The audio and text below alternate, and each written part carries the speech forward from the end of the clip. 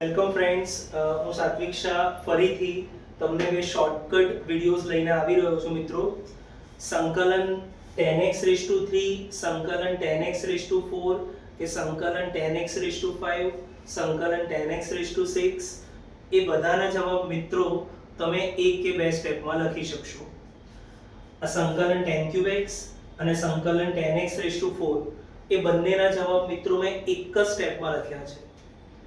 તો ડાયરેક્ટલી આ જવાબ એક જ સ્ટેપમાં કેવી રીતે આવી ગયો અને જેના માટે તમારે મિનિમમ 5 થી 6 સ્ટેપ લખવા પડે છે અથવા એક પેજ બગાડવું પડે છે મિત્રો, એનો જવાબ આ એક જ સ્ટેપની શોર્ટકટમાં કઈ રીતે મળ્યો એના માટે ફરી એકવાર ન્યૂટન બોલી રિડક્શન ફોર્મ્યુલા એની શોર્ટકટ મેથડ તમને દર્શાવી રહ્યો છું મિત્રો.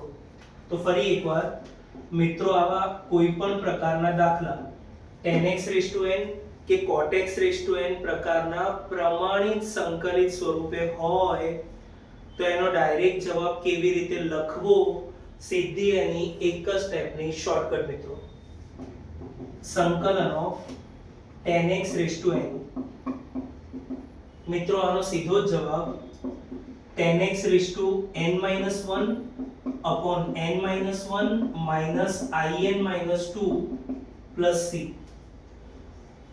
ફરીથી મિત્રો, જે મેં તમને પહેલા પણ બે વિડીયોમાં સમજાવ્યું હતું, બે મૂલ્યો ફક્ત યાદ રાખો મિત્રો. I0 એટલે કે 1 નું સંકલન x અને મિત્રો I1 એટલે 10x નું સંકલન log mod sec x. બસ આ બે મૂલ્યો યાદ હોય મિત્રો તો આ બંને જવાબ મેં લખ્યા છે એ તમે આ શોર્ટકટ પ્રમાણે વેરીફાઈ કરી શકો. જેમ કે 10³ x છે મિત્રો, આ પ્રમાણિત સૂત્રમાં n ની જગ્યાએ 3 મૂકો, I1 નું મૂલ્ય મૂકો, પહેલા સ્ટેપમાં જવાબ આવી ગયો. સંકલન 10x⁴, આ જ સૂત્ર મિત્રો, n ની જગ્યાએ 4 મૂકો, અટકી જશો I2 પર, ફરી આ જ સૂત્રમાં n ની જગ્યાએ 2 મૂકો અને I0 નું મૂલ્ય x મૂકો. આવી ગયો એક જ સ્ટેપમાં 10x⁴ નો જવાબ.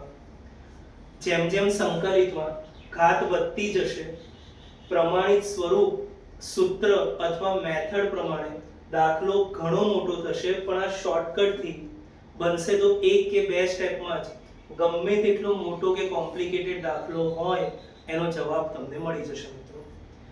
સેમ શોર્ટકટ છે મિત્રો cotx⁻n ની. cotx⁴, cotx⁵, cotx⁶ એ બધા સંકલિતના જવાબ તમે ઈચ્છો મિત્રો તો એક જ સ્ટેપમાં લખી શકો છો. કઈ રીતે? તો એની ફરી એક શોર્ટકટ. તો મિત્રો નેક્સ્ટ શોર્ટકટ છે સંકલન ઓફ cotx⁻n અને મિત્રો આનો સીધો જવાબ છે 10x⁻n એના જેવો જ છે, પરંતુ મિત્રો કોટ વાળું પદ છે એટલે પહેલું પદ ફક્ત ઋણ ચિહ્ન સાથે આવશે. Minus of cotx⁻n-1 upon n-1 અને માઇનસ in-2. અને મિત્રો અહીંયા પણ તમે બે મૂલ્યો યાદ રાખશો મિત્રો. કયા બે મૂલ્યો? એક I0 અને એક I1. I0 એટલે 1 નું સંકલિત જે x થશે મિત્રો, અને I1 એટલે cotx નું સંકલિત એટલે કે log mod sin x.